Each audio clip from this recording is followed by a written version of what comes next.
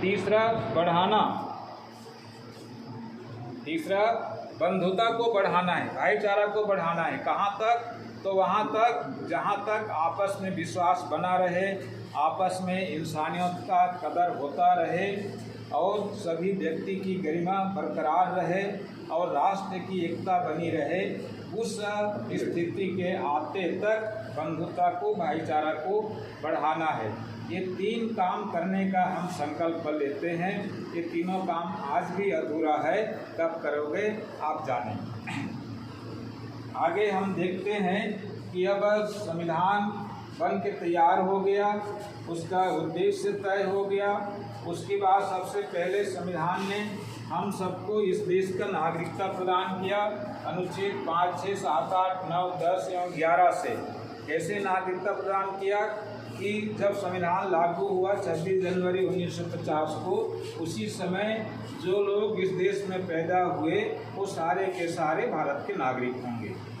और अगर वो पैदा नहीं हुआ तो अगर उस समय या उससे पहले जो कोई भी उसके माँ बाप भारत में पैदा हुए हैं, उनकी भी संतान भारत के नागरिकता प्राप्त करने का हकदार होगा। अगर ऐसा नहीं है तो जो संविधान लागू होने के पहले 5 साल तक भारत में रहते थे, भले ही पैदा कहीं भी हुए हों, तो उनको भी यहाँ का नागरिकता प्रदान किया गया और उन लोगों को भी नागरिकता प्रदान किया गया। पाकिस्तान अलग होने के बाद पाकिस्तान की ओर न जा करके वो भारत में आके रहना चाहा, इधर के लिए रहने के लिए आवेदन किया, यहाँ रहने की इच्छा जाहिर किया, वो भी भारत के नागरिक हैं। इस तरह से हम सब भारत के नागरिक हैं। एक बार नागरिकता प्राप्त हो जाने के बाद वो सदा बरकरार रहता है। जब तक आप अपनी नागरिकता नहीं छोड़ेंगे तब तक वो नागरिकता बरकरार बना रहता है। तो ये परिस्थितियां हैं। तो सबसे पहले हम भारत के नागरिक हैं। नागरिक होने के बाद हमारा आगे संपूर्ण अधिकार आगे चल करके हम देखेंगे।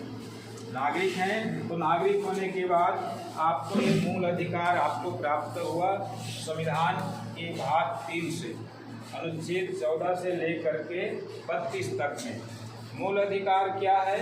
मूल अधिकार वो अधिकार होते हैं जिसके बगैर आप सांस नहीं ले सकते, शिक्षा अर्जन नहीं कर सकते, जीवन नहीं जी सकते और स्वतंत्रता अर्जित नहीं कर सकते। मतलब किसी भी इंसान को संपूर्ण मनुष्य बनने के लिए जिन चीज़ों की ज़रूरत है वो सारे चीज़ संविधान नहीं था तब भी उस चीज़ की ज़रूरत पड़ती है। तो वो सब मूल अधिकार के अंतर्गत आते हैं। स्वच्छ हवा हम सांस लेते हैं, हम शिक्षा अर्जन करते हैं, शरीर बढ़ता है, शरीर के लिए पौष्टिक आहार मिलना चाहिए। ये तमाम चीज़, इन अधिकारों को हमारे संविधान ने सुरक्षा प्रदान किया कि ये सारा मूल अधिकार आपको स्थायी रूप से मिलेगा, ये अधिकार आपका रहेगा। ये सारे अधिकार वो कौन कौन से अधिकार हैं? अनुच्छेद 14 से लेकर के 32 तक में वो दर्ज है। मैं बोल रहा हूँ, बोलने का अधिकार अनुच्छेद 19 का से मुझे मिला है।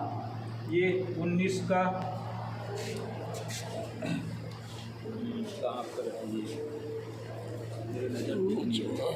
विचार और अभिव्यक्ति, मैं जो बोल रहा हूँ उसको पहले सोचा, चिंतन किया, उसके बाद उसको अभिव्यक्त कर रहा हूँ, सबके सामने उसको बखान कर रहा हूँ। तो ये अधिकार मुझे यहाँ से मिला। मैं पढ़ा लिखा हूँ, पढ़ लिख सकता हूँ, तो पढ़ने लिखने का